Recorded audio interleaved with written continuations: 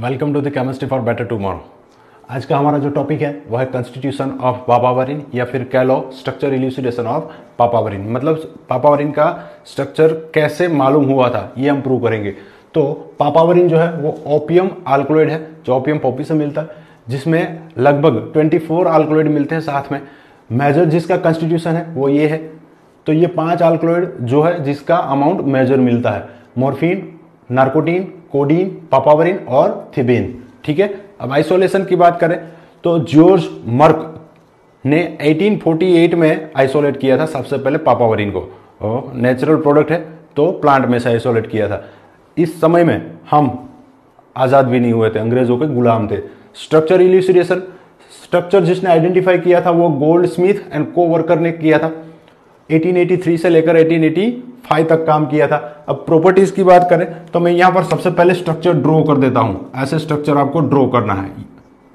ठीक है, पहले आइसोक्विनोलिन बना दो, फिर यहां पर CH2, इसके साथ ये बेंजीन, मेटा और पेरा के ऊपर OCH3 ग्रुप जोड़ दो, यहां पर भी OCH3 ग्रुप जोड़ दो। तो ये जो स्ट्रक्चर है ये पापावरिन का है। अब इसकी प्रॉपर्टीज की बात करें तो ये बहुत ही बड़ा मॉलिक्यूल है। ठीक है, तो ये स्टेट क्या होगा इसका, सॉलिड, कलरलेस है। तो ये कलरलेस सॉलिड है जिसका मेल्टिंग पॉइंट 147 डिग्री सेल्सियस है।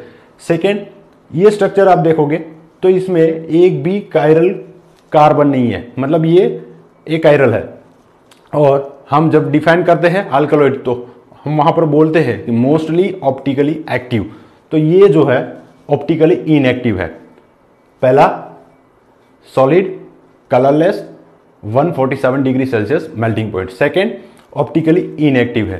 थर्ड, सॉल्युबिलिटी की बात करें तो इतना बड़ा मॉलिक्यूल है, वाटर में इनसॉल्युबल होता है। सेकेंड, इसमें कोई भी एसिडिक फंक्शनल ग्रुप भी नहीं है, तो ये अल्कली में भी इनसॉल्युबल होता है। अल्कली में सॉल्युबल कौन होगा, जिसमें एसिडिक ग्रुप्स है। जैसे कि मान लो एसिड है तो वो बेस के साथ सॉल्ट बना लेगा, सॉल्युबल हो जाएगा। तो ये वाटर एंड अल्कली में इनसॉल्युबल है। सेकेंड, ये सॉल्युबल कहां पे है, it is soluble in hot alcohol and chloroform. तो ये क्लोरोफॉर्म और हॉट अल्कोहल में सॉल्युबल है। और भी बहुत सारी प्रॉपर्टीज है, वो मैं यहां पर डिस्कस नहीं कर रहा हूं। आप देख सकते हो, गूगल पे जाके टाइप कीजिए वहां पर पापावरिन विकिपीडिया, बहुत सारी डिटेल आपको मिलेगी। ये साइंटिस्ट जो है, हर एक साइंटिस्ट को हमें रिस्पेक्ट देनी चाहिए, क्योंकि इतना बड़ा काम किया है तभी तो आज साइंस यहां पर पहुंचा है। ठीक है, जिस जगह पे आज खड़ा है। तो ये स्ट्रक्चर हमें आज पता है, लेकिन इन लोगों को पता नहीं था। तो ये गोल्ड स्मिथ ने स्ट्रक्चर इल्यूसिडेशन दिया था पूरा। अभी ये स्ट्रक्चर आप देखो, इसमें आपको क्या क्या दिखाई दे रहा है। सबसे पहले एलिमेंट, कार्बन, हाइड्रोजन, नाइट्रोजन और ऑक्सीजन कितने हैं मॉलिक्यूलर फॉर्मूला में लिखेंगे। सेकेंड, इसमें नाइट्रोजन है तो नाइट्रोजन कौन सा है, primary, secondary, tertiary. Next, oxygen है तो कौन सा फंक्शनल ग्रुप है जो ऑक्सीजन से बना है, यहां पर हमें पता है ईथर, तो वो भी लिखेंगे। फिर यहां पर एक CH2 ग्रुप दिखाई दे रहा है, मिथिलीन ग्रुप है, तो ये भी हम प्रूव करेंगे। फिर यहां पर हेट्रोसाइकल कौन सा है, आइसोक्विनोलिन, वो भी प्रूव करेंगे। यहां पर बेंजीन और आइसोक्विनोलिन के बीच CH2 है, मतलब यहां पर लिंकेज है। कौन सा लिंकेज है, कैसे लिंकेज है ये दोनों का, वो प्रूव करेंगे। बस स्ट्रक्चर प्रूव हो गया। तो 1 बाय 1 लिखते जाएंगे। सबसे पहले molecular formula, carbon, hydrogen, nitrogen और ऑक्सीजन है। कितने कार्बन है पहले कैलकुलेट कर लेते हैं फटाफट। 1 2, यहां पर 6 8, ये 9 10 11 12 और 6 18 और 19 और 20। तो यहां पर कार्बन है 20, सिंपल है। हाइड्रोजन कैलकुलेट कर लेते हैं फटाफट।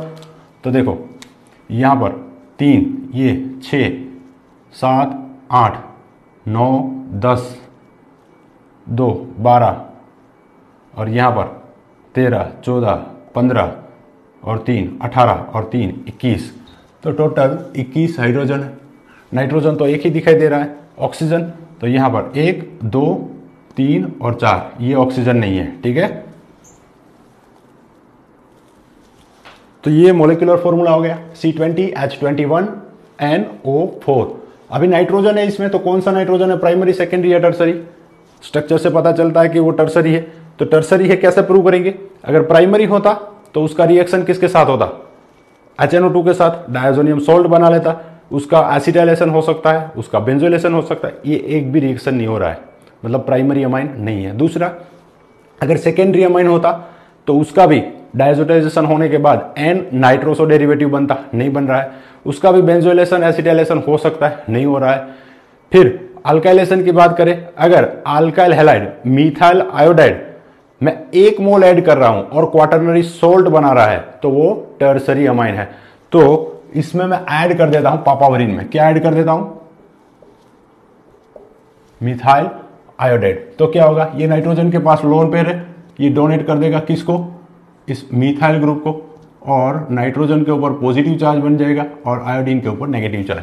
तो ये एक ही मोल मिथाइल आयोडाइड के साथ रिएक्शन होने के बाद सॉल्ट बना रहा है। What does it indicate, it simply indicates the nitrogen present in papaverine is tertiary amine. Next, nature of oxygen. तो ऑक्सीजन इसमें कौन से फॉर्म में है, मिथोक्सी ग्रुप में। कितने मिथोक्सी ग्रुप है, 4 ग्रुप। तो मिथोक्सी ग्रुप प्रेजेंट है, ये कंफर्म करने के लिए एक मेथड है जीसल मेथड, ठीक है। जीसल मेथड क्या है, किसी भी अल्कलॉइड को हीट करना है, किसके साथ, HI के साथ। थोड़ा फोस्फोरस भी डाल सकते हैं, कुछ रेफरेंस बुक में लिखा है, सभी में नहीं लिखा। कहां तक हीट करना है, इसके बॉइलिंग पॉइंट जितना। तो ये बॉइलिंग पॉइंट है 126 HI का। अगर आप हीट कर दोगे तो क्या होगा, देखो यहां पर मिथोक्सी ग्रुप है, ये बॉन्ड ब्रेक होगा, इलेक्ट्रोनेगेटिविटी ऑक्सीजन का ज्यादा है, इसके साथ क्या अटैच होगा, हाइड्रोजन। कार्बन के साथ क्या अटैच होगा, आयोडीन। तो क्या बनेगा, जितने भी OCH3 ग्रुप है सभी में क्या बन जाएगा, OH। और क्या बनेगा, जितने भी मिथाइल है उसके साथ आयोडीन जुड़ जाएगा, तो ये मिथाइल आयोडाइड बन गया। कितने बनेंगे, जितने OCH3 है, तो 4 OCH3 है। तो यहां पर 4 मोल मिथाइल आयोडाइड बन रहा है। ये बता रहा है कि हमारे पापावरिन मॉलिक्यूल में 4 मिथोक्सी ग्रुप प्रेजेंट है। तो यहां पर हम दूसरा लिख सकते हैं, प्रेजेंस ऑफ 4 मिथोक्सी ग्रुप। तो 4 मिथोक्सी ग्रुप प्रेजेंट है, 4 प्रेजेंट है, ये हमने कंफर्म कर दिया। अब मिथिलीन ग्रुप, ये CH2 ग्रुप प्रेजेंट है, कैसे कंफर्म करेंगे, तो यहां पर इसका रिएक्शन हम KMnO4 के साथ करेंगे। KMnO4 डाइल्यूट हो सकता है, कॉन्सेंट्रेटेड हो सकता है। पहले हम डाइल्यूट KMnO4 के साथ रिएक्शन करेंगे, फिर कॉन्सेंट्रेटेड के साथ भी करेंगे। तो डाइल्यूट में पहले मैं रूम टेम्परेचर पर रिएक्शन कराऊंगा, फिर उसको थोड़ा हीट कर दूंगा, फिर उसको ज्यादा हीट कर दूंगा, तो कुछ अलग अलग प्रोडक्ट मिलेगी, ठीक है। तो ये पापावरिन है, मैं स्ट्रक्चर यहां पर सिर्फ नाम लिख रहा हूं। अगर कोल्ड डाइल्यूट KMnO4 के साथ रिएक्शन होगा तो जो प्रोडक्ट बनेगी वो होगी पापावेरिनॉल। तो सिर्फ कोल्ड डाइल्यूट KMnO4 का मतलब क्या है, मैंने पापावरिन ले लिया एक राउंड बॉटम फ्लास्क में, उसमें कोल्ड डाइल्यूट KMnO4 ऐड कर दिया, फिर रूम टेम्परेचर पे स्टरिंग कराया, तो जो प्रोडक्ट बन रही है वो है पापावेरिनॉल।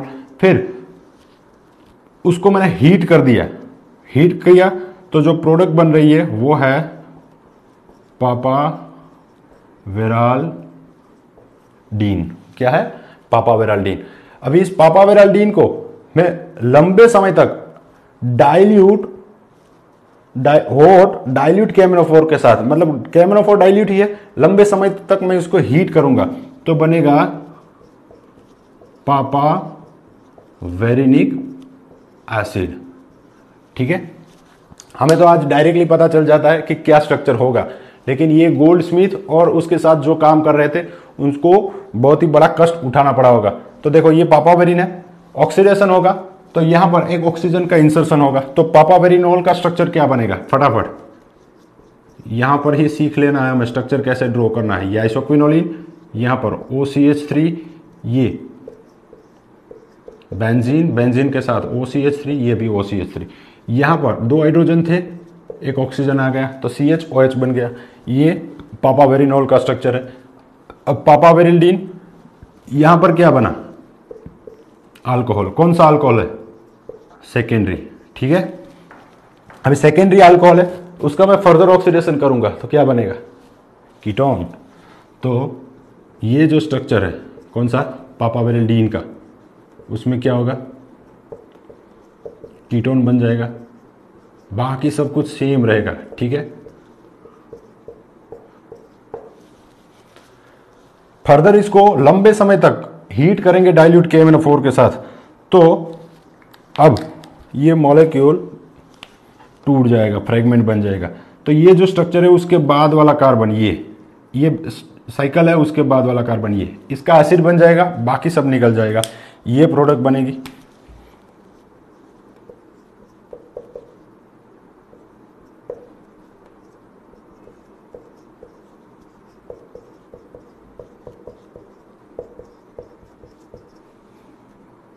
इसका क्या बना? एसिड। इसका भी क्या बना? एसिड। तो ये स्ट्रक्चर है पापावेरेनिक एसिड का। कई बार एग्जाम में क्वेश्चन यहाँ से पूछे जाते हैं। एक तो क्वेश्चन पूछा जाता है मॉलिक्यूलर फॉर्मूला सिर्फ लिखना, तो वो आपको स्ट्रक्चर से लिखना है। फिर नाइट्रोजन कौन सा है? टर्सरी। कैसे पता करते हैं? मिथाइल आयोडाइड के साथ रिएक्शन होगा। नेचर ऑफ ऑक्सीजन कैसे पता करते हैं? जीसल मेथड से। HI के साथ 126 डिग्री सेल्सियस टेम्परेचर पे हीट करना होता है। जितने मोल मिथाइल आयोडाइड के बनेंगे उतने मिथॉक्सी ग्रुप होंगे। फिर presence of methylene group, prove that methylene group is present in papaverine, ऐसे क्वेश्चन पूछ दिया। या फिर right reactions of papaverine with dilute KMnO4। तो डाइल्यूट KMnO4 के साथ अगर रिएक्शन पूछा गया तो ये सभी प्रोडक्ट आपको वहां पर लिखनी है और सभी के स्ट्रक्चर भी लिखने हैं। ठीक है, तो इससे हमें क्या पता चला? ये CH2 ग्रुप था, तभी यहां पर सेकेंडरी अल्कोहल जनरेट हुआ और सेकेंडरी अल्कोहल का फर्दर ऑक्सीडेशन होने के बाद कीटोन बना। ठीक है, ये तो फ्रेगमेंट होने के बाद एसिड बन रहा है, तो इससे कुछ ज्यादा पता नहीं चलने वाला CH2 ग्रुप के बारे में। CH2 ग्रुप ये दो स्ट्रक्चर से ही हमें पता होता है। तो क्या क्या प्रूव कर दिया? इसमें एलिमेंट कितने हैं? प्रूव कर दिया। फिर क्या प्रूव किया? इसमें नाइट्रोजन कौन सा है? प्रूव कर दिया। इसमें ऑक्सीजन मिथॉक्सी फॉर्म में है, कितने हैं? ये भी प्रूव कर दिया। अभी इसमें CH2 ग्रुप है, ये भी प्रूव कर दिया। अब हम प्रूव क्या करेंगे? अब हम जो प्रूव करने जा रहे हैं वो है हीट्रोसाइकिल। कौन सा हीट्रोसाइकिल है इसमें? तो आप देखो कौन सा हीट्रोसाइकिल है, फटाफट। हीट्रोसाइकिल मुझे इसमें कौन सा दिखाई दे रहा है? हाँ, आइसोक्विनोलिन है ना, सही है। तो आइसोक्विनोलिन है, हमें पता करना है, तो हमें डिग्रेडेशन करना होगा इसका। तो डिग्रेडेशन मेथड हम पढ़ चुके हैं। ठीक है, डिग्रेडेशन में क्या होता है? इसका रिएक्शन, बहुत सारे मेथड है डिग्रेडेशन के। एक तो हमने हॉफमान एक्सोस्टिव मिथिलेशन पढ़ा, दूसरा हमने जो पढ़ा वो क्या था? दूसरा क्या पढ़ा था हमने? MD degradation. तीसरा हॉर्न ब्राउन मेथड। ठीक है, फिर फ्यूजन भी होता है इसका, ऑक्सीडेशन भी होता है। तो अब इसका मैं फ्यूजन कराऊंगा,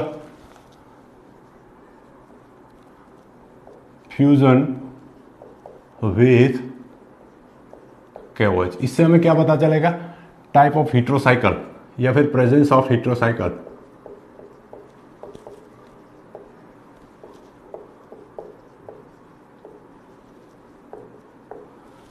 ठीक है, कौन सा हीट्रोसाइकिल प्रेजेंट है? तो पहले मैं यहां पर स्ट्रक्चर ड्रॉ कर देता हूं पापावेरिन का। ये बेंजीन, उसके बाद उसके साथ फ्यूज है पिरिडीन, यहां पर OCH3 दो ग्रुप जुड़े हुए, यहां पर भी OCH3 ग्रुप जुड़े हुए। ठीक है, अब जैसे ही मैं इसका फ्यूजन कराऊंगा KOH के साथ तो दो प्रोडक्ट मिलेगी। हम डायरेक्टली स्ट्रक्चर ड्रॉ कर सकते, लेकिन जो इसके ऊपर काम कर रहे थे गोल्डस्मिथ और दूसरे लोग, उनको पता नहीं था। उन लोगों ने ये पता किया, तभी हमें पता चला कि ये पापावेरिन का एग्जैक्ट स्ट्रक्चर है। तो यहाँ पर A और B दो प्रोडक्ट मिल रही है। पहले इसका मॉलिक्यूलर फॉर्मूला पता किया, फिर उसमें कौन से फंक्शनल ग्रुप है पता किया, फिर फंक्शनल ग्रुप की पोजीशन कौन सी है वो पता किया। इसके आधार पर बोल दिया कि A और B ये प्रोडक्ट मिल रही है। मैं यहाँ आपको डायरेक्टली दोनों के स्ट्रक्चर बताऊंगा। ठीक है, यहां से फ्यूजन होगा तो ये दो प्रोडक्ट मिलेगी। देखो, ये आइसोक्विनोलिन है,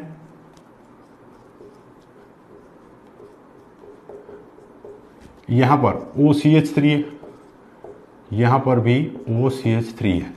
फिर दूसरी जो प्रोडक्ट बनेगी ये बेंजीन, यहां पर CH3 है, तो ये तो स्टेबल नहीं होता है, इसका क्या बन जाएगा? CH3, ये OCH3 और ये OCH3। अब हमें सिर्फ इतना ही प्रूव करना है कि ये दो स्ट्रक्चर है वो क्या है, दूसरा ये दोनों के बीच का लिंकेज क्या है। ठीक है, तो पहले हम ये स्ट्रक्चर प्रूव करेंगे A। तो देखो ए स्ट्रक्चर क्या है हमें पता है, आइसोक्विनोलिन। और आइसोक्विनोलिन में नंबरिंग कैसे दिया जाता है, एक्सेप्शनल है। ये कार्बन को नंबर 1, नॉर्मली क्या होता है हीट्रोसाइकिल को नंबर 1 दिया जाता है, लेकिन इसमें हीट्रोसाइकिल को नंबर 2 मिल रहा है। 1 2 3 4, फिर इसको नंबर नहीं देते, ये 5, ये 6, 7 और ये 8। तो मिथॉक्सी ग्रुप ऑलवेज प्रेफिक्स लिखा जाता है, तो ये क्या है 6 7 डाई मिथॉक्सी आइसोक्विनोलिन। ठीक है, ये क्या है, ये टोल्यूइन में इसको नंबर 1 2 3 4, तो ये क्या है 3 4 डाई मिथॉक्सी टोल्यूइन, हम डायरेक्टली लिख सकते हैं। उनको पता नहीं था गोल्डस्मिथ को। ठीक है, तो ये दो प्रोडक्ट मिल रही। अब हम इन दोनों का स्ट्रक्चर प्रूव करेंगे। तो ए क्या है, ये प्रूव करने के लिए सबसे पहले इसमें 2 मिथॉक्सी ग्रुप है। ठीक है, अगर 2 मिथॉक्सी ग्रुप को मिथाइल के फॉर्म में निकालने हैं तो मैं क्या करूंगा, जैसे मैंने यहां से 4 निकाले थे, क्या करूंगा HI के साथ 126 डिग्री पे हीट कर दूंगा। कौन सा मेथड है ये, जीसल मेथड। तो इसका जीसल मेथड करेंगे तो एक स्ट्रक्चर बनेगा। क्या फर्क होगा दोनों में, यहां पर OH बन जाएगा दोनों जगह पे। ठीक है, अभी इसको मैं हीट करूंगा, Zn डस्ट के साथ डिस्टिलेशन कर दूंगा। ठीक है, तो यहां से ऑक्सीजन, यहां से जिंक, क्या निकल जाएगा जिंक ऑक्साइड, और ये हाइड्रोजन डायरेक्टली इसके साथ जुड़ जाएगा, तो ये प्रोडक्ट मिलेगी मुझे। ठीक है, यहां पर हाइड्रोजन आ गया, तो प्रोडक्ट क्या मिला, ये आइसोक्विनोलिन। आइसोक्विनोलिन मिल रहा है, HI के साथ रिएक्शन किया जीसल मेथड, फिर Zn डस्ट के साथ डिस्टिलेशन किया तो आइसोक्विनोलिन मिल रहा है। इसका मतलब ये प्रोडक्ट आइसोक्विनोलिन है। दूसरी बात, HI के साथ मैंने हीट किया तो यहां से क्या बना होगा, देखो ये बॉन्ड ब्रेक होगा, इसके साथ H, इसके साथ I, तो क्या बना मिथाइल आयोडाइड। कितने मोल बनेंगे, 2 मोल। इसका मतलब इसमें 2 मिथॉक्सी ग्रुप प्रेजेंट है। क्लियर है। दूसरी बात, ए जो प्रोडक्ट है हमें तो पता है कि ये है, अभी ए जो प्रोडक्ट है उसका ये डीमिथिलेटेड फॉर्म है, डेरिवेटिव है, आइसोक्विनोलिन बना। अब ये ए का अगर मैं ऑक्सीडेशन करा दूं KMnO4 के साथ, तो इसका ऑक्सीडेशन होने के बाद, जैसे मैंने अभी बताया था, डाइल्यूट KMnO4 के साथ रिएक्शन कराया था। अब ये जो साइकिल है, इसके बाद वाला कार्बन, ये इसका एसिड बनेगा, इसका भी एसिड बनेगा, और ये जो साइकिल है इसके बाद वाला कार्बन, साइकिल के पास वाला, ये इसका भी एसिड बनेगा, इसका भी एसिड बनेगा। लेकिन उससे हमें कुछ ज़्यादा इंफॉर्मेशन नहीं मिल रही है, तो मैं सिर्फ यही लिखूंगा, ये बेंजीन, यहाँ पर OCH3 ग्रुप, यहाँ पर भी OCH3 ग्रुप। क्लियर है। फिर इसके बाद ये 2 कार्बन, जिसका क्या बन जाएगा एसिड। ठीक है, तो ये जो प्रोडक्ट है इसका नाम है मेटा हेमिपेनिक एसिड। क्या नाम है, मेटा हेमिपेनिक एसिड। तो पहले ए का स्ट्रक्चर पता करना है। HI के साथ हीट कर दिया, जीसल मेथड, ये बना। Zn डैश के साथ डिस्टिलेशन किया, आइसोक्विनोलिन बना, मतलब आइसोक्विनोलिन प्रेजेंट है पापावरिन में। फिर ये जो ए मिला उसका KMnO4 के साथ रिएक्शन करा दिया तो हेमिपेनिक एसिड बना। ये हेमिपेनिक एसिड कब बन सकता है और इससे हमें पता क्या चलता है, तो ये हेमिपेनिक एसिड तभी बन सकता है जब यहां पर कार्बन होंगे।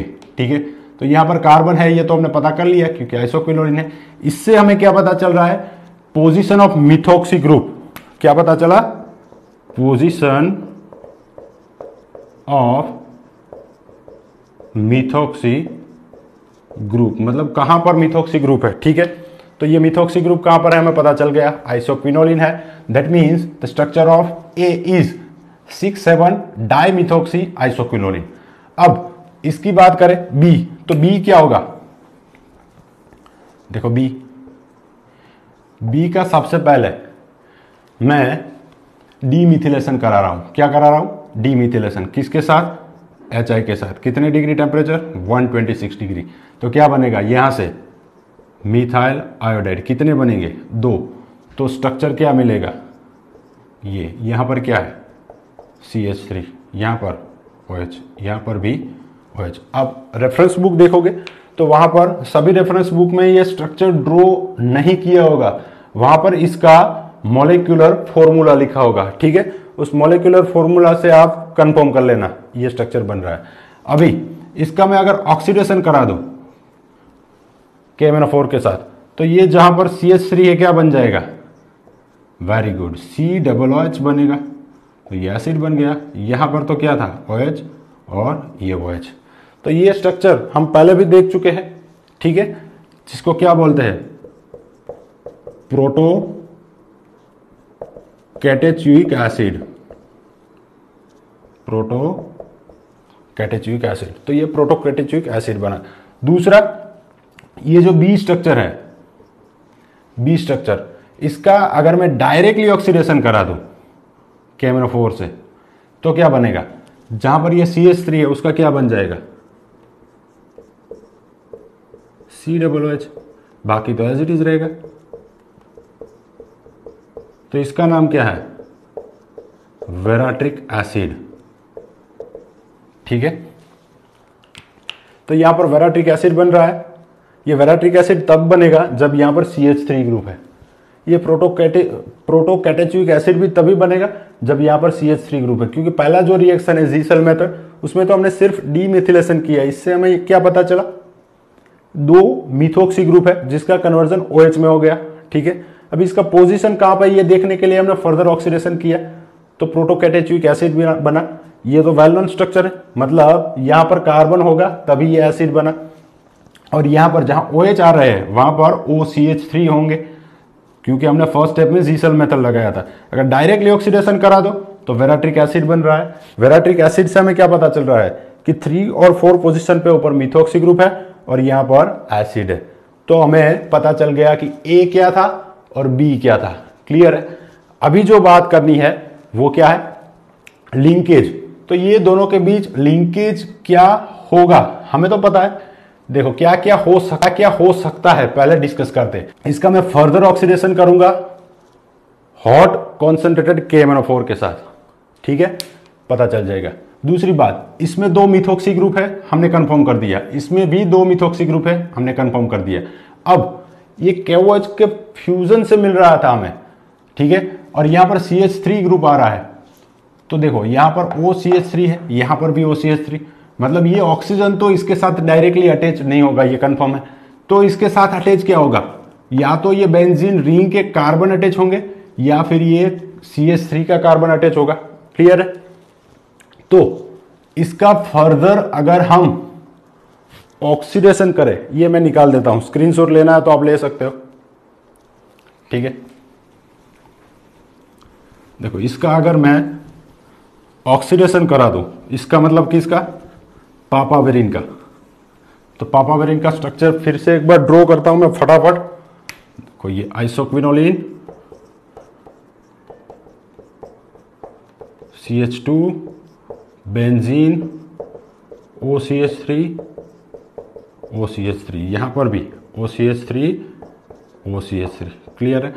इसका अगर मैं रिएक्शन करा दूं हॉट कॉन्सेंट्रेटेड KMnO4 के साथ, कभी एग्जाम में ये भी पूछ लेते 2 मार्क में, right, reaction of papaverine with hot concentrated KMnO4। तो हॉट कॉन्सेंट्रेटेड KMnO4 के साथ इसको मैं जैसे हीट करूंगा, ये बॉन्ड यहां से ब्रेक होगा, ठीक है। KMnO4 है तो ये जैसे ही कार्बन बनेगा उसका फर्दर ऑक्सीडेशन हो जाएगा, तो क्या बनेगा, क्या बनेगा बताओ जल्दी, एसिड COOH, यहां पर OCH3, यहां पर OCH3, ठीक है। दूसरा, यहां से भी बॉन्ड ब्रेक हो सकता है। देखो यहां से बॉन्ड ब्रेक हुआ, ये प्रोडक्ट मिला, यहां से भी बॉन्ड ब्रेक हो सकता है। तो इस कार्बन का भी क्या बनेगा, एसिड। तो दूसरी प्रोडक्ट ये मिलेगी, बेंजीन, फिर फ्यूज उसके साथ पिरिडीन, यहां पर एसिड, यहां पर OCH3 और ये भी OCH3, ठीक है। नाम दे देते फटाफट, ये तो अभी हमने लिखा था, क्या है, वेराट्रिक एसिड, इसका नाम देना है हमें। तो बेस क्या है हमारा, ये क्या बोलते हैं इसको, आइसोक्विनोलिन। तो पहले मैं आइसोक्विनोलिन लिख देता हूं, आइसोक्विनोलिन। अभी main functional group COOH, secondary suffix की जगह पे लिखेंगे। तो नंबरिंग दे देता हूं मैं फटाफट, 1 2 3 4 5 6 7 8, ठीक है। तो अभी 1 के ऊपर कार्बोक्सिलिक एसिड, तो 1 कार्बोक्सिलिक एसिड, वही एसिड नहीं लिखना है। क्यों नहीं लिखना है? क्योंकि उस कार्बन को हमने कंसिडर नहीं किया है मेन चेन में। अभी ये दो प्रेफिक्स बन गए, कहां पर है? 6 और 7 पोजीशन पे। कितने मिथोक्सी है? 2। तो क्या लिखूंगा मैं? Di methoxy. तो ये नाम बन गया 6 7 di methoxy isoquinoline 1 carboxylic acid. अभी इसका जैसे ही फर्दर ऑक्सीडेशन होगा, तो अभी मैंने आपको बताया था कैसे बॉन्ड ब्रेक हो सकता है। ये बेंजीन, उसके बाद वाले 2 कार्बन, इसका क्या बनेगा? एसिड। तो ड्रॉ कर देता हूं मैं स्ट्रक्चर, ध्यान से देखना। ये बेंजीन, यहां पर OCH3 OCH3, यहां पर क्या बनेगा? एसिड, ये भी एसिड, प्लस दूसरी जो प्रोडक्ट बनेगी, तो ये पिरिडीन ले लो। पिरिडीन के बाद वाले कार्बन, ये और ये, इसका भी क्या बन जाएगा? एसिड। तो देखो ये पिरिडीन ले लिया मैंने, ठीक है। यहां पर क्या था? COOH। इसके बाद ये कार्बन क्या बनेगा? COOH। ये कार्बन क्या बनेगा? COOH। तो देखो ये तो हमने पता किया था क्या है, मेटा हेमिफेनिक एसिड। मैं नाम नहीं लिख रहा हूं। ये क्या है? पिरिडीन है। इसको नंबर 1 देते हैं, 2 3 4। तो इसका नाम क्या लिखेंगे? पिरिडीन, फिर 2 3 4। ये वर्ड और नंबर के बीच में डैश आता है, नंबर के बीच में कोमा आता है। तो 2 3 4, फिर कितने हैं? 3। तो ट्राई, और क्या लिखेंगे? Carboxylic acid. तो ये इसका नाम बन गया। ये कब बन सकता है? 2 3 4 ट्राई कार्बोक्सिलिक एसिड कब बन सकता है? जब ये नाइट्रोजन के पास में एक कार्बन है, ठीक है। तो ये जो हमारा आइसोक्विनोलिन था, यहां पहले कार्बन के ऊपर कार्बन है। हमने ये भी कंफर्म कर लिया कि यहां पर भी एक कार्बन है। तो देखो ये पॉसिबिलिटी है हमारे पास। स्ट्रक्चर हमने प्रूव कर दिया है, सिर्फ देखना है। यहां पर भी कार्बन है और यहां पर भी कार्बन है, OCH3 OCH3, ये भी OCH3, ये भी OCH3, ठीक है। तो अभी दोनों में अगर कार्बन हम कंसीडर करेंगे, ये कार्बन और ये कार्बन, और फिर कार्बन कैलकुलेट करेंगे टोटल कितने हैं, तो एक बार कर लेते हैं फटाफट। 1 2 और ये 6 8 9 10, ये 11 और ये 12, इसमें 12 कार्बन है। इसमें कितने? बेंजीन में 6 7 8 और ये 9, मतलब कितने हो रहे हैं टोटल? 21। जबकि हमारा मॉलिक्यूलर फॉर्मूला था उसमें 20 कार्बन थे, मतलब हम एक कार्बन ज्यादा कंसीडर कर रहे हैं। तो ये तो हमें पता है कि यहां पर जो कार्बन है और यहां पर जो कार्बन है वो दोनों एक ही कार्बन है। इसका मतलब आइसोक्विनोलिन की फर्स्ट पोजीशन और ये बेंजीन की पोजीशन दोनों CH2 से अटैच है। दैट मीन्स हमने प्रूव कर दिया क्या? स्ट्रक्चर ऑफ पापावरिन, ठीक है। आई होप आप लोगों को समझ में आ गया होगा। अगर फिर भी कुछ डाउट है तो आप कमेंट में जरूर लिखिएगा, ठीक है। क्वेश्चन जो पूछे जाते हैं, प्रूव स्ट्रक्चर ऑफ पापावरिन, या फिर एक्सप्लेन कॉन्स्टिट्यूशन ऑफ पापावरिन, या फिर स्ट्रक्चर इल्यूसिडेशन ऑफ पापावरिन, तो ये पूरा क्वेश्चन लिखना है। अगर छोटे क्वेश्चन पूछते हैं तो छोटे क्वेश्चन ऐसे पूछते हैं, क्या पूछते हैं? Right reaction of papaverine with dilute KMnO4, या फिर लिख देते right reaction of papaverine with concentrated KMnO4, ठीक है। तो कॉन्सेंट्रेटेड KMnO4 के साथ रिएक्शन होगा तो ये 4 प्रोडक्ट बनेगी। पहले वेराट्रिक एसिड, फिर 6 7 डाइमिथोक्सी आइसोक्विनोलिन 1 कार्बोक्सिलिक एसिड। इसका फर्दर ऑक्सीडेशन होने के बाद ये दोनों प्रोडक्ट बनती है, ये मेटाहेमिफेनिक एसिड और ये पिरिडीन 2 3 4 ट्राई कार्बोक्सिलिक एसिड, ठीक है। Thank you.